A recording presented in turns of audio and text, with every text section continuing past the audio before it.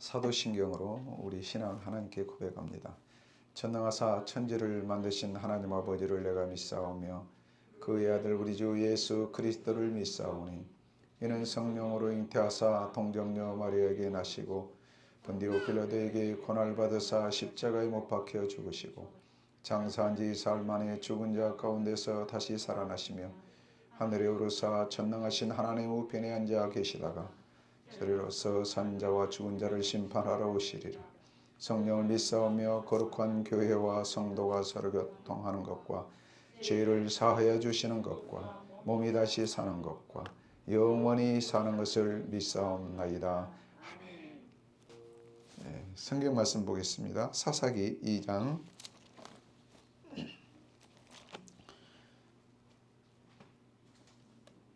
사사기 2장 1절에서 5절 말씀까지 제가 읽겠습니다. 눈으로 따라 읽으시기 바랍니다. 여호와의 사자가 길갈에서부터 보김으로 올라와 말하되 내가 너희를 애굽에서 올라오게 하여 내가 너희의 조상들에게 맹세한 땅으로 들어가게 하였으며 또 내가 이르기를 내가 너희와 함께 한 언약을 영원히 어기지 아니하리니 너희는 이 땅의 주민과 언약을 맺지 말며 그들의 제단들을 헐라 하였거늘 너희가 내 목소리를 듣지 아니하였으니 어찌하여 그리하였느냐. 그러므로 내가 또 말하기를 내가 그들을 너희 앞에서 쫓아내지 아니하리니 그들이 너희 옆구리에 가시가 될 것이며 그들의 신들이 너희에게 올무가 되리라 하였노라. 여호와의 사자가 이스라엘 모든 자손에게 이 말씀을 이르매 백성이 소리를 높여 운지라. 그러므로 그것을 이름하여 보김이라 하고 그들이 거기서 여호와께 제사를 드렸더라. 아멘. 잠깐 기도하겠습니다. 하나님 아버지 감사합니다. 이 시간 저희가 하나님의 말씀을 받습니다. 말씀을 듣는 자나 전하는 자의 마음이 빈 마음 되게 하시고 성령님께서 각자의 심령을 만져주시고 준비시켜 주셔서 하나님의 말씀이 우리의 신비에 바로 새겨질 수 있도록 역사해 주옵소서. 성령이 부족한 종의 입술을 붙들어 주셔서 하나님의 뜻대로 하나님의 말씀이 바로 증거될 수 있도록 인도해 주옵소서. 감사하고 예수님의 이름으로 기도합나이다. 아멘. 네. 오늘 말씀은 하나님의 질문 8번째 어찌 그리하였느냐. 우리 같이 한번 해볼까요? 어찌 그리하였느냐. 예. 우리로 하여금 생각할 수 있도록 하는 질문이죠. 어찌 그렇게 했느냐. 물론 하나님이 보시기에 합당하게 잘했더라면 어찌 그렇게 했느냐라고 말씀하지 않았겠죠. 뭔가 문제가 있으니까 다시 한번 우리의 행위를 돌아볼 수 있도록 뒤돌아볼 수 있도록 질문하신 것이죠. 어찌 그렇게 했느냐. 이스라엘 지도자 여호수아가 죽은 후에 이제 사사 시대가 되죠. 사사가 나오기 전에 유다와 시몬이 하나님의 명령을 따라서 가나안 족속과 브리스 족속을 평정합니다. 유다 지파는 예루살렘과 헤브론을 치고 운니엘은 드비를 칩니다. 에브라임과 므낫세 지파는 베델을 칩니다. 그런데 베냐민 지파는 예루살렘에 거주하는 여부수 족속을 쫓아내지 못합니다. 므낫세는 벳산과 다낙과 아블라함과 무깃도에 있는 가나안 족속을 쫓아내지 못합니다. 그 다음에 에브라임 지파는 겟셀의 가나안 족속을, 스불론 지파는 기드론과 나할롤의 주민을 쫓아내지 못했고, 아셀 지파는 악고와 시돈과 알랍과 악십, 헬바, 아빅, 르흡의 주민을, 그리고 납탈리 지파도 베스메스와 베아낫 주민을 몰아내지 못했습니다. 몰아내지 못했다고 표현할 수도 있고 몰아내지 않았다고 표현할 수도 있는 상황입니다. 그러한 상황에서 여호와의 사자가 길갈에서 보김으로 올라와 이렇게 말합니다. 너희를 애굽에서 올라오게 하여 너희의 조상들에게 맹세한 땅으로 들어가게 하며 언약을 영원히 어기지 않겠다고 하였다. 그리고 너희에게 이르기를 이 땅의 주민과 언약을 맺지 말고 그들의 제단들을 헐라고 했는데 너희가 내 목소리를 듣지 아니하였구나 라고 지적합니다. 그러면서 어찌 그리하였느냐 라고 질문합니다. 오늘 또 이 질문을 통해서 하나님께서 우리에게 주시는 말씀을 받습니다. 이스라엘 백성들은 온갖 이적으로 애굽에서부터 가나안까지 하나님께서 함께 하시면서 땅들을 정복하게 만들어 오셨습니다. 그런데 가나안을 정복하는 과정에서 가나안 족속들을 이스라엘 백성들은 모조리 쫓아내지 않았습니다. 오늘 말씀처럼 그들의 제단을 헐지도 않았습니다.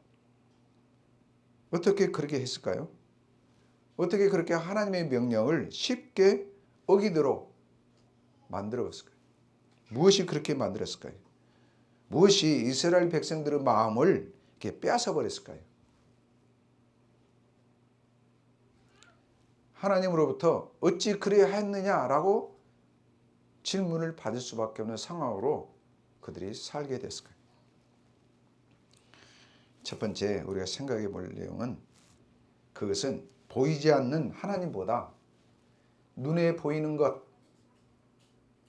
현실적인 유익을 추구하는 실리주의적 신앙, 하나님에 대한 신앙과 세상의 방법들, 세상의 신들의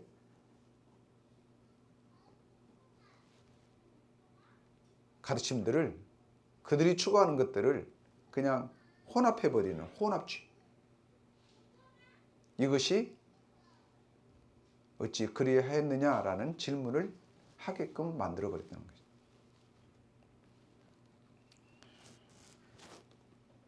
완전한 보호자 되시는 하나님을 거부하고 스스로 인간들이 하나님으로 살기를 작정한 인간들이 실수했던 그것도 결국은 탐심에서 비롯되는데요.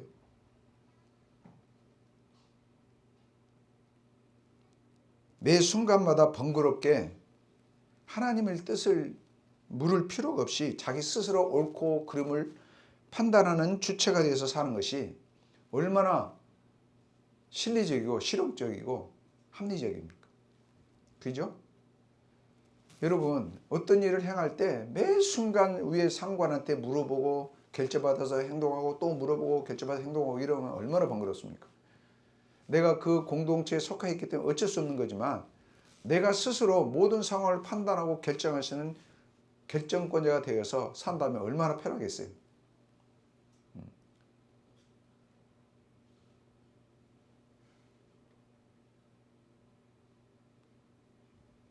요즘에 젊은 사람들이 미혼주의자들이 막 늘어납니다.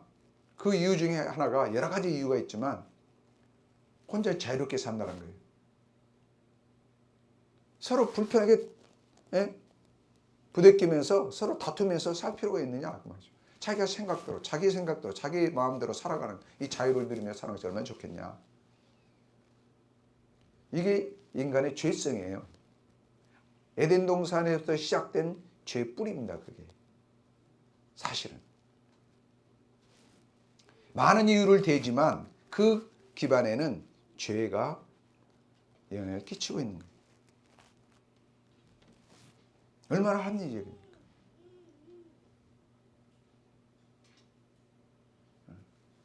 얼마나 이기적이고 얼마나 탐심이 그 마음 바탕에 흐르고 있습니다. 사실은 에덴 동산에서 하와가 그런 생각을 할 수 있도록 사탄이 그렇게 유혹했습니다.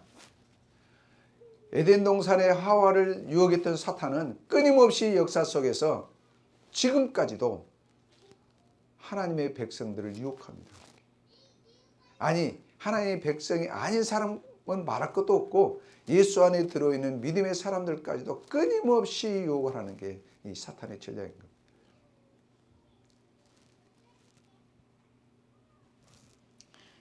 이때로부터 이 인간은, 이런 죄성을 가진 인간들은 믿음에서조차도, 믿음 안에서조차도 그 미련을 버리지 못하고 실용적 인본주의를 추구하는 혼합주의 신앙을 고집합니다. 쉽게 말하면 그거예요. 하나님도 믿고 세상도 믿고 혼합주의입니다. 하나님도 추구하고 세상도 추구하고. 예.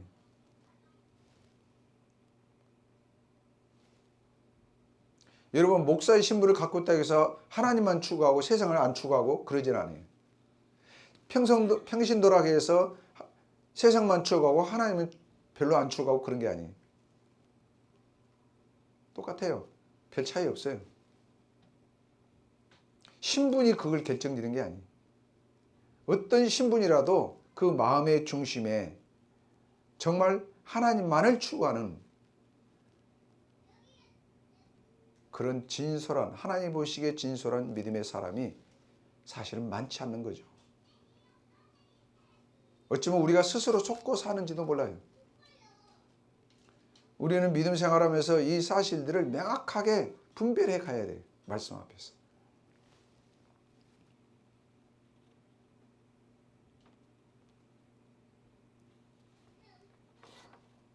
성경은 계속해서 혼합주의를 경계하고 있습니다. 사무엘상 7장의 말씀 보면 사무엘이 이스라엘 온 족속에게 일러 가로되 너희가 전심으로 여호와께 돌아오려거든 이방 신들과 아스타롯을 너희 중에서 제하고 없애고 너희 마음을 여호와께로 향하여 그만 섬기라. 하나님만 섬기라. 하나님도 섬기고 아니. 여러분 아침에 전도사님이랑 이런 요절 반복했죠? 요한복음 14장 6절. 나는 길이요 진리요 생명이니 나로 말미암지 않고는 아버지께로 올 자가 없다. 이게 배타적인 말씀이에요. 만일에 그 성경 말씀이 아버지께로 올 자가 있을 수도 있다. 그런다면 세상으로부터 비난받지 않아요. 나는 길일 수도 있고 진리일 수도 있고 생명일 수도 있다. 나 아닌 어떤 존재도 길이기도 하고 진리이기도 하고 생명이기도 한데 나도 그 줄 중에 하나다 라고 예수님이 말씀했다면 기독교와 세상으로부터 미움받지 않습니다. 그럼 그건 진리가 아니에요. 여러분 그 말씀이 배타성을 갖는 것, 다른 건 다 틀리고 그것만 옳다고 말하는 이 배타성을 갖는 것 자체가 진리라는 의미예요. 진리는 절대적이어야 되는 거예요. 진리란 것은 상대성을 띠면 이미 그건 진리가 아닌 거예요. 그건 진리가 아닌 거예요. 진리는 배타성을 가질 수밖에 없어요. 왜냐하면 진리란 것은 유일해야 되니까. 다른 것도 구원을 가져올 수 있고 예수님의 말씀도 예수님도 구원을 책임질 수 있다. 이렇게 말한 것은 이미 예수님은 진리가 아니라는 뜻입니다. 아멘. 세상 사람들은 기독교를 배타적인 종교라고 미워합니다. 왜 너희만 맞다 그래? 왜 우리도 같은 종교인데 왜 우리는 틀렸다고 그래? 너희들은 나쁜 사람이다. 이렇게 막 공격하잖아요.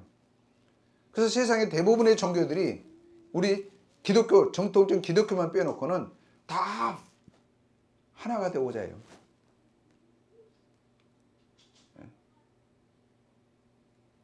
오늘 자료 보니까 4대 종단 대표들이 하는 기도 보니까 가관이 아니야.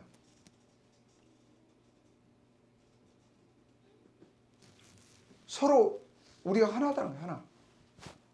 이 다원주의 사상이 이미 그들을 잠식해버려가지고 이 생각의 틀 자체가 왜곡이 되어버렸어요. 비성경적인 시각으로 이 성경을 해석하는 엄청난 오류를 범하고 있습니다. 그만 섬기라고 그랬어요. 아멘? 하나님도 섬기라. 그렇게 하는 거예요. 하나님도 섬기고 이방신도 섬겨라. 하나님도 섬기고 하나님을 섬기고 이방신도 섬길 수 있다. 이런 애매모호하게 부드럽게 그냥 포용적으로 성경은 절대 그렇게 얘기하지 않습니다. 가난을 가거든 진멸해라. 그 민족들을 쫓아내버리고 진멸해라 그랬지. 그들과 화친해서 살고 더불어 살고 친하게 지내라. 그들의 신비한 종교들을 너희도 같이 나누어라. 같이 누려라. 물론 야훼 신앙도 지키면서 더불어 그것들도 따를 수 있어. 이렇게 성경이 얘기하지 않아요. 왜 그들을 진멸하겠느냐? 그 이유가 있어요. 순수한 하나님에 대한 신앙이 오염이 되니까 혼합주의로 병들어 버릴 수 있으니까 그걸 경계하신 거예요. 하나님이 그걸 가장 싫어하신 거예요. 여러분 그 하나님의 마음을 성경을 읽으면서 발견하지 못하면 성경을 헛읽은 거야. 그래서 십계명이 가장 처음부터 그걸 언급하잖아요. 하나님은 혼합주의를 싫어하는 거예요.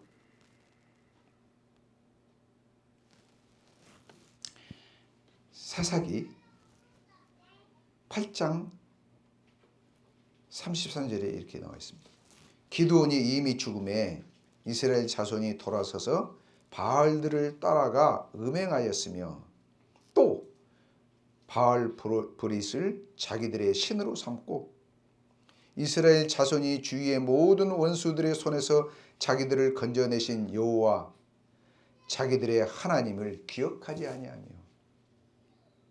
여기서 기억하지 않는다고 해서 하나님을 버렸다는 뜻이 아닙니다. 하나님에 대해서 생각지도 않은 거예요. 온 마음의 중심에 이방 신으로 가득 차고.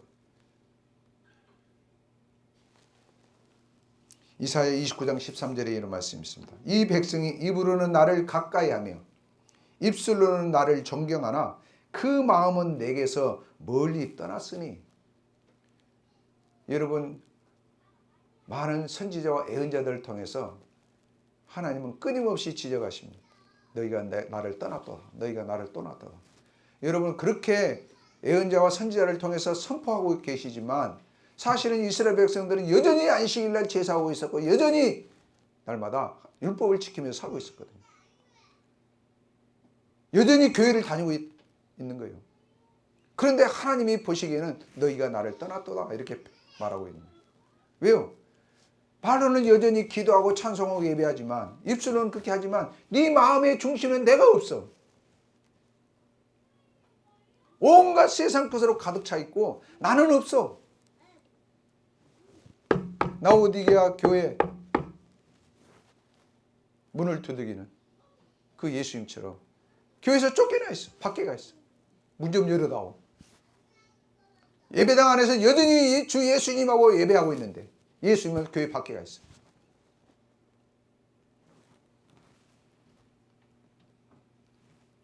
그들이 나를 경외하면 사람의 계명을 가르침을 받았을 뿐이에요. 그러니까 그냥 의식화 되어버린 거예요. 신앙이.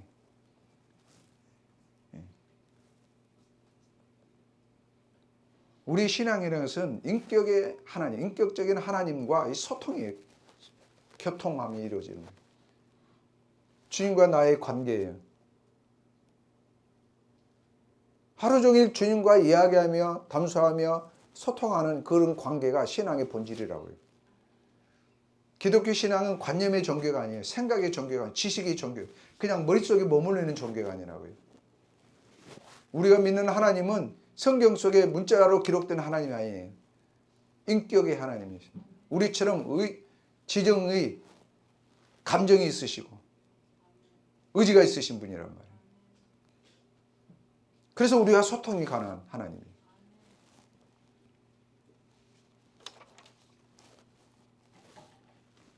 여호수아 24장 23절에 여호수아가 이르되 그러면 이제 너희 중에 있는 이방 신들을 치워버리고 너희 마음을 이스라엘의 하나님 여호와께로 향하라. 여러분 여호수아가 죽기 전에 이 이야기를 마지막 얘기하고 있는 것은 왜 이렇게 얘기하고 있습니까? 이스라엘 백성들이 애굽에서부터 야훼 하나님에 대한 신앙을 가지고 있으면서도 애굽에서 믿었던 신들을 여전히 가지고 다녔어요. 버리지 않았어요. 그리고 가나안 땅에 들어가서도 여전히 그 족속들의 신들을 여호와 하나님과 함께 숭배하고 있었어요. 그러니까 여호수아가 선택해라 이겁니다. 선택해라.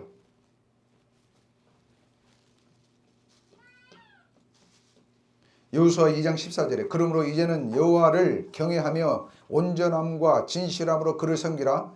너희 조상들이 강 저쪽과 애굽에서 섬기던 신들을 치워버리고 여호와만 섬기라. 지금도 가지고 다닌다는 얘기죠. 신을 상징하는 부적들 같은 그런 것들을 가지고 다닌다는 얘기예요. 또 마음속으로 그걸 품고 있다는 얘기예요. 만일 여호와를 섬기는 것이 너희에게 좋지 않게 보이거든 너희 조상들이 강 저쪽에서 섬기던 신들이든지 또 너희가 거주하는 땅에 있는 아모리 족속의 신들이든지 너희가 섬길 자를 오늘 택해라. 지금 이렇게 성경이 계속해서 선택이라고 말씀하고 있는 의미를 우리가 분명하게 오늘 다시 한번 마음에 새겨야 된다. 야훼도 섬기면서 아모리 족속의 신들도 섬겨도 괜찮아. 그냥 이렇게 같이 혼합주의로 받아들여도 상관없어. 그것을 말하지 않아요. 성경은 절대 그것을 경계합니다. 그러면서 여호사는 오직 나와 내 집은 여호와를 섬기겠노라. 아멘. 네.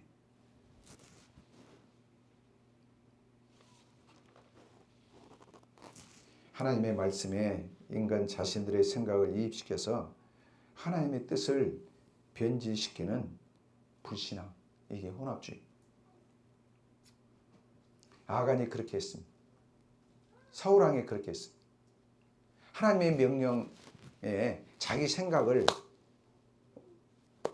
합해가지고 결국은 자기 생각에 맞게끔 행동을 해버려요. 그래서 결국은 하나님의 말씀을 거역하게 만들어요.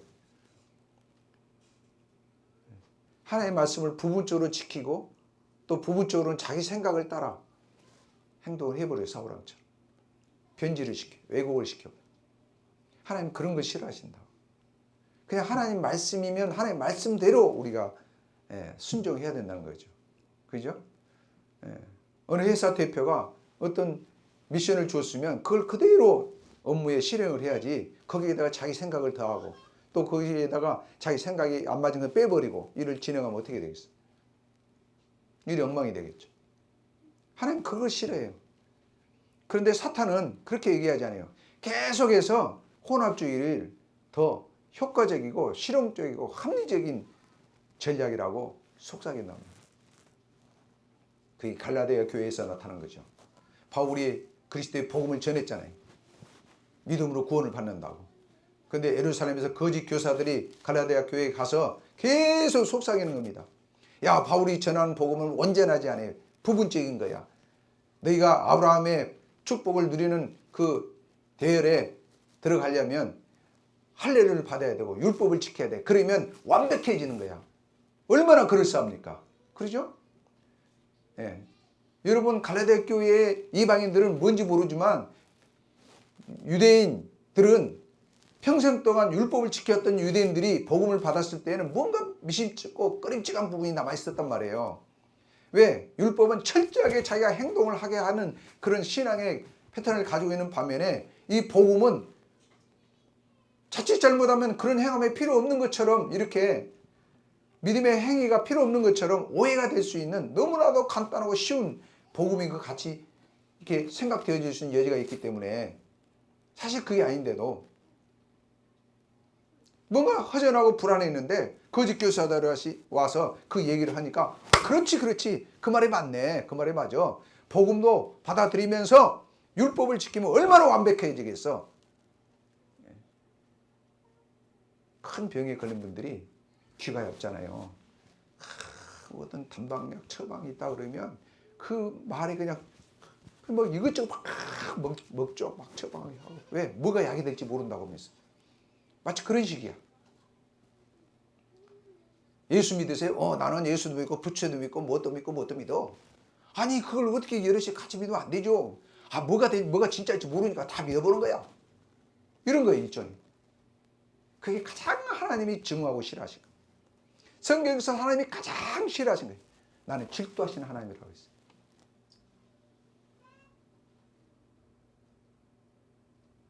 질투하시는 하나님. 누가 끼면 안 되는 거예요. 어떤 것도 끼면 안 되는 거예요. 하나님과 나 사이에 어떤 것이 끼면 안 돼.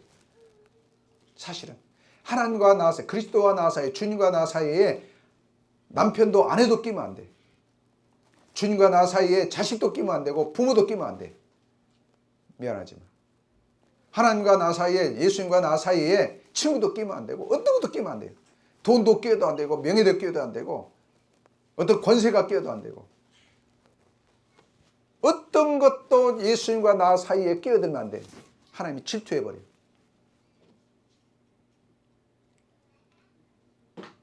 저 말 안 되면 하나님 훅 불어버려요. 죄송하지만 성경 속에 그 내용이 너무 많아. 이스라엘 역사가 그거잖아요. 계속 하나님의 경고를 무시하면 어때요? 이방인들을 들어서 침략하게 만들고 괴롭히게 만들어서 하나님을 향해서 탄식하게끔 만들어버리잖아요. 왜? 사랑하니까. 아멘. 이유는 사랑하니까 그래요. 하나님이 포기해버렸으면 내버려둬요. 여러분, 우리가 하나님 앞에서 하나님이 우리를 포기해버린 것처럼 절망적인 게 없어요. 내가 잘못할 때마다 하나님 매를 때려야 돼, 나를. 내가 잘못할 때마다 설교를 통해서 꾸짖어야 되고 꾸짖음을 받아야 되고 나의 잘못이 지적돼야 되고 성경 읽을 때마다 내게 단점과 내가 지금 실수가 있는 내가 부족한 부분들이 눈에 확 그려질 때면서 나를 막 뒤흔들어야 돼. 내 양심을 막 뒤흔들어 막 난도질해야 돼. 그것이 하나님의 사랑한다는 증거란 말이야. 그런데 내가 정말 엉망으로 살아가고 엉망으로 믿음 생활하는데도 설교를 통해서도 성경을 통해서도 환경을 통해서도 전혀 그것이 나의 모습이 보여지지도 않고 내 양심이 찔림을 받지도 않는다면 나는 이미 하나님께 버림받은 자라고 해도 어쩌면 과언이 아닐 정도예요. 그건 무서운 얘기예요. 만일 그런 상황이라면 우리는 정말 금식하면서 다른 때 금식한 것이 아니라 정말 하나님께 금식하면서 죽으면 죽으라는 각오로 하나님께 매달려야 돼. 하나님 왜 나를 포기했습니까? 나를 포기하지 말아주세요. 하나님 나를 포기하지 말아주세요.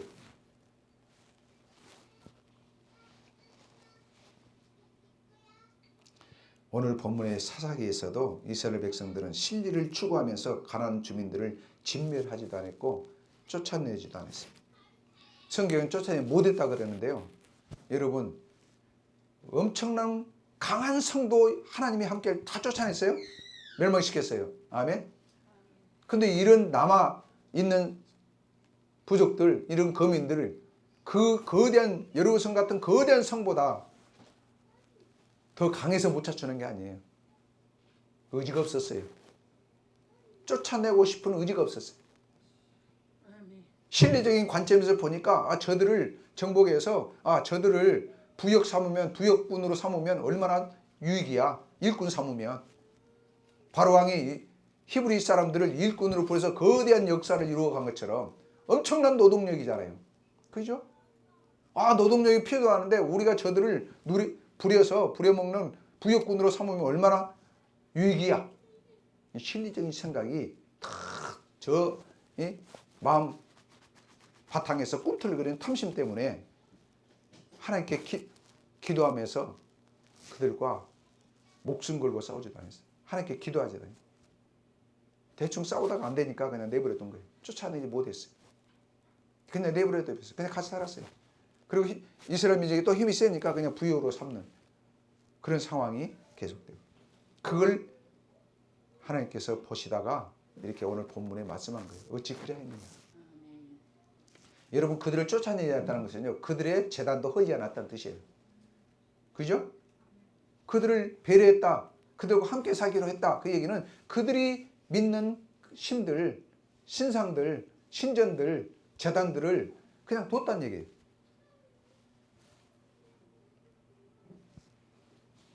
왜 하나님께서 가나안 족속들을 진멸하라고 하셨는지에 대해서는 관심이 없어요. 우선 눈앞의 유익이 그들의 마음을 흔들어 점유해버립니다. 이는 예수님의 공생의 당시에 수많은 무리들이 예수님을 따라다녔던 그 사람들의 마음의 상태와 똑같은 거예요. 몇만 명씩 예수님의 기적을 보면서 예수님을 에워싸고 몰려다녔던 그들. 왜? 자기의 필요를 충족시키기 위해서. 아멘? 예, 내 병이 낫고 헐벗은 내 배를 채워줄 수 있는 저분, 정말 예수 그리스도 메시아 구원자이신 그분 자체를 갈망하고 그분 자체를 사랑하는 그런 진리를 간절히 목마름으로 추구하는 측면에서 예수님을 따르는 것이 아니라 제자들까지도 주님이 왕이 되면 내가 우의정 좌의정이 되리라는 이 욕심 때문에 자기 하던 일을 그만두고 3년 반 동안 예수님을 따라다닌 거예요. 그 왜곡된 예수님에 대한 따름이 예수님이 십자가에 죽으시고 부활하신 후에 성령이 그들에게 임하자 비로소 그들의 눈에서 비늘이 벗겨지면서 자기가 처음에 자기 생각을, 자기의 뜻을 이루기 위해서 예수님을 따랐던 것이 아니라 하나님의 뜻을, 주님의 뜻을 이루는데 주님의 손에 들린 지팡이가 되기를 기꺼이 작정하는, 기꺼이 그래서 순교 현장까지 찬양을 부르면서 하나님을 찬양하면서 나아갈 수 있는 그런 믿음으로 변화가 되죠. 하나님 그걸 원하십니다. 하나님 그것을 우리에게도 원하세요.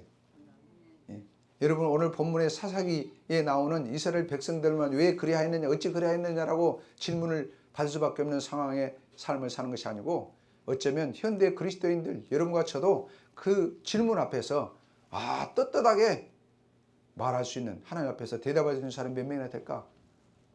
그런 생각을 해볼 수밖에 없습니다. 두 번째는 육신의 정욕과 성적 쾌락입니다. 어찌 그리하였느냐라고 하나님의 사자에게 질문을 받을 수밖에 없는 그 상황이 되어진 것은 육신의 정욕에 빠져서 성적 쾌락을 추구하는 그러한 욕망이 그 기저에 흐르고 있다는 거예요. 이스라엘 백성들은 요단강을 건너기 전에 모압의 시딤에서 자신들이 생각하기에 너무나도 매력적인 이방 종교에 푹 빠진 적이 있었어요. 그게 발락과 발람 사건 이후에 일어난 일. 발람을 통해서 저주하겠죠. 근데 하나님이 간섭하셔서 축복으로 발람을 통해서 축복할 수 있도록 말을 바꾸게 합니다. 그런데 그 이후의 정황을 보면 이 발람이 발락에게 하나의 계략을 전해줍니다. 그게 뭐냐면 이스라엘 백성들을 영적으로 타락시키는 거예요.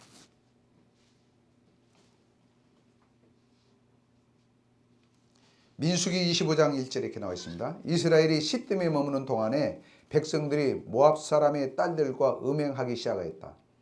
모압 사람의 딸들이 자기 신들에게 바치는 제사에 이스라엘 백성들을 초대했어요. 그러니까 바알 축제에 제사에 모압의 아름다운 여인들이 이스라엘 남자들을 초대했다고. 가지 말아야 할 걸 간 거요. 이스라엘 백성은 거기서 먹고 거기 가서 먹고 그 신들에게 머리를 숙였다. 그래서 이스라엘은 바알 부올과 결합했다. 주께서는 이스라엘에게 크게 진노했다. 모세는 이스라엘 재판관들에게 말했다. 너희는 제각기 너희 남자들 가운데에서 바알 부올과 결합한 자들 죽여라. 민수기 31장 16절에 이렇게 나왔습니다. 보라, 이들이 발람의 꾀를 따라 이스라엘 자손을 부올의 사건에서 여호와 앞에 범죄하게 하여 여호와의 회중 가운데 연병이 일어나게 했느니라. 그런데 이게 성적인 것 어떻게 관련이 있느냐? 이게 바알 종교 자체가 아스트라과 바알의 이 종교 자체가 어떤 의미냐면요. 그 남신과 여신이 성적 행위를 할 때 비가 온다.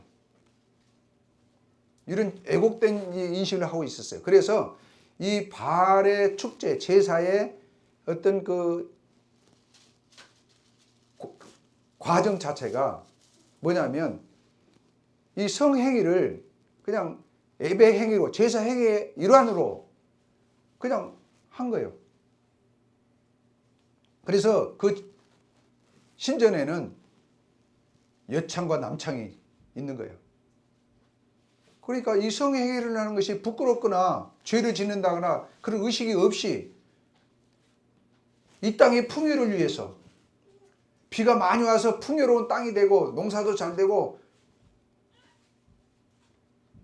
이런 자기들이 누릴 수 있는 유익을 위해서, 이거는 정말 하나의 예배 행위인 거예요. 성적 행위가 예배 행위인 거예요. 그러니 그 얼마나 젊은 남자들이 유혹에 빠지기 쉽냐고.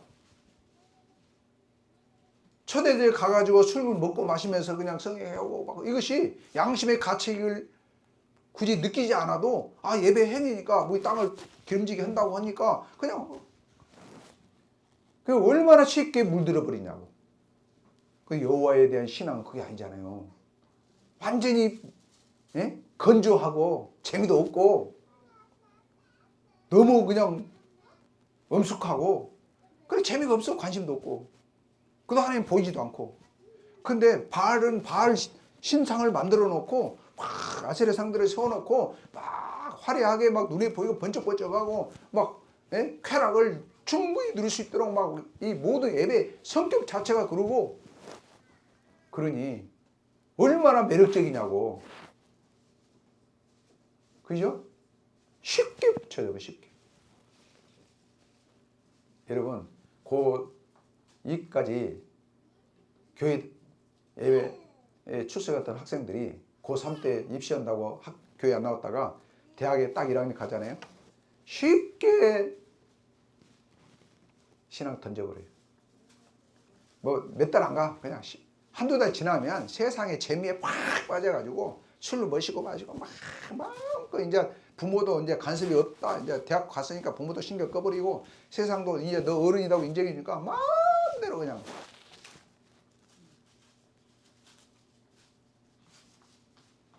여러분 자식들이 그렇게 되지 않도록 지금부터 믿음으로 단련시키지 않으면 부모가 못 막아요. 어떻게 막아요? 뭐 10시 이전에 들어간다고 그게 막아집니까? 말도 안 돼. 못 막아요. 요셉이 하나님 앞에서 범죄할 수 없듯이 하나님이, 내 자녀들의 하나님이 그들을 지킬 수 있도록 우리가 1대1의 믿음의 관계를 만들어주는 것이 우리 부모들의 역할이란 말이에요. 아멘? 그럼 내가 내버려둬도 돼요. 1시에 들어오든 2시에 들어오든 4시에 들어오든 내버려둬도 걱정 안 하고 잘 수 있어요. 왜? 내 자녀 속에 있는 하나님이 계속해서 그 자녀를 컨트롤하고 통제하고 간섭할 것이 내가 의심하지 않으니까. 또 그 자녀는 하나님의 눈앞에서 자기 행동에 책임질 수밖에 없으니까.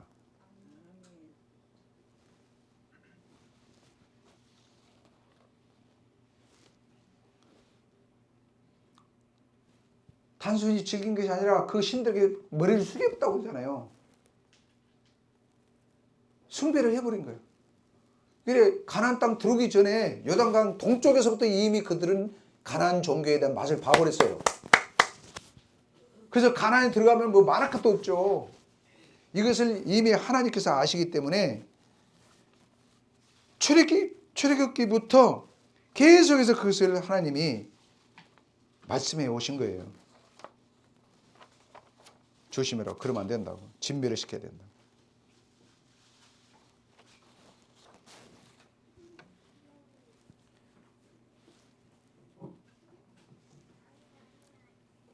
이스라엘 백성들은 여호와도 섬기고 바알과 아스타라도 굳이 마다하지 않는 혼합주의에 쉽게 빠져버린 거예요. 이것은 이스라엘 백성의 이야기가 아니에요. 이스라엘 백성들의 만의 얘기가 아니에요. 오늘 여러분과 저의 믿음에 있어서 순도의, 그리스도를 향한 순도의 복음의 본질 가운데 있는 믿음이 아니고 뭔가 찌꺼기들이 내 믿음에 끼어들어서 이 혼합주의가 되어 있는 상태는 아닌지를 우리가 매 순간 하나님 말씀 앞에서 나를 확인하지 않으면 우리는 쉽게 변질된다니까요. 아멘. 우리의 변질은 시간 걸리지 않아요. 여러분, 이스라엘 백성들이 모세가 하나님 율법을 받으러 올라갔다 안 내려오니까 그들이 확 금방 바뀌어요. 우리를 우리를 인도했던 그 사람 보이지 않았구나. 이제 우리를 애굽으로 인도할 신을 만들지 않고 자기들이 이 금가락지를 빼가지고 금송아지를 만들자. 우리 하나님이라고. 그것이 며칠 몇 달 걸린 게 아니에요. 순간에 그렇게 변질돼요.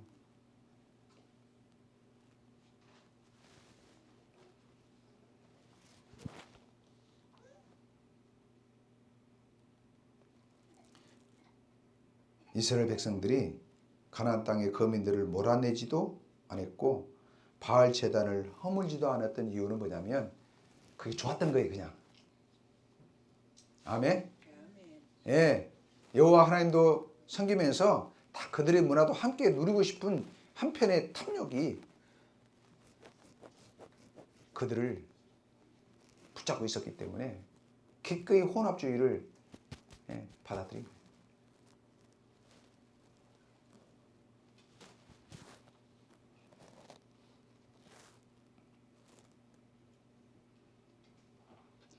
이는 육신의 정욕을 거리낌 없이 누릴 수 있는 길이었고 바알을 농사와 가축과 출산을 풍요를 책임지는 신으로 그들이 여겼기 때문에 자신들의 세상의 유익을 위해서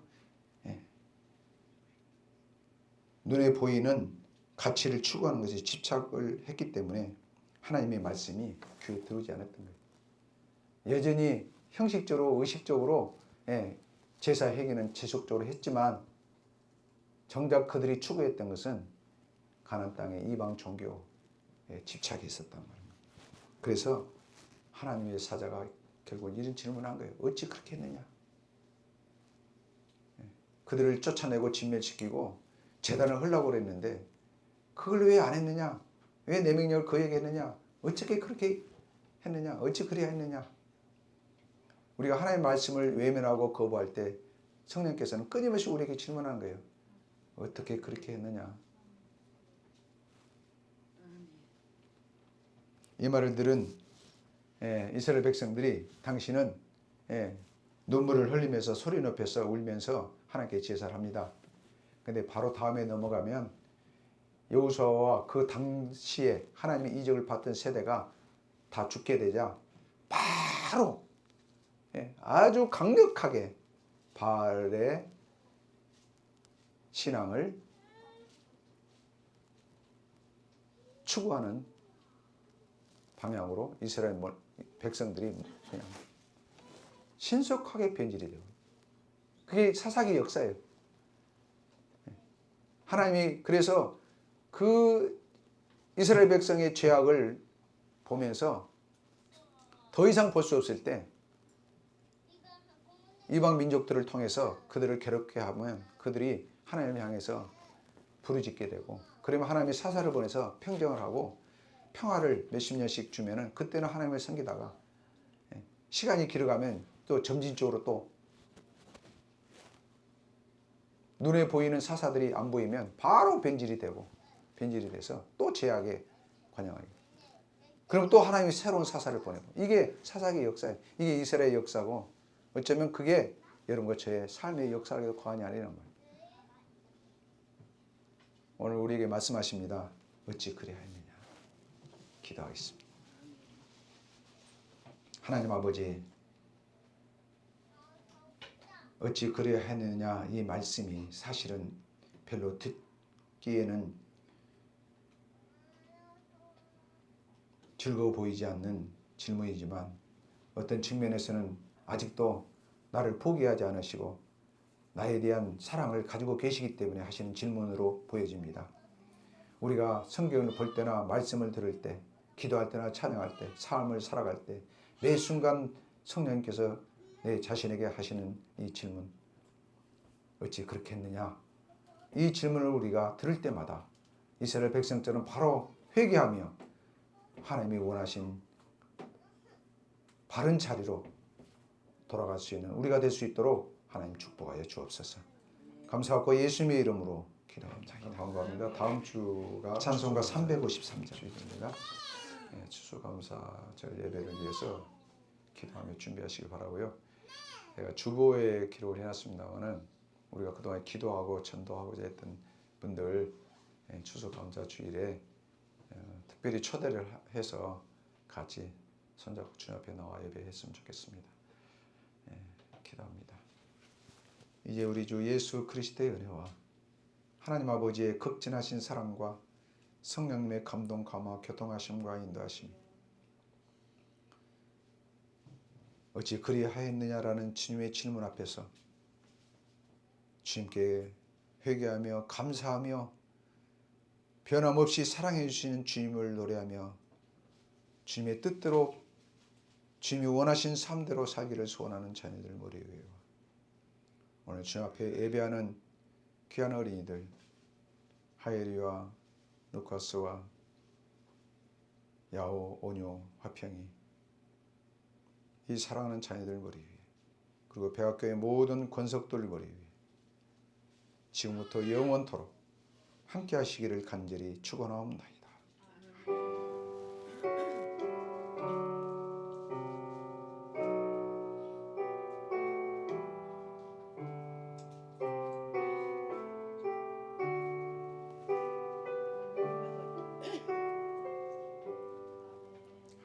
마치겠습니다.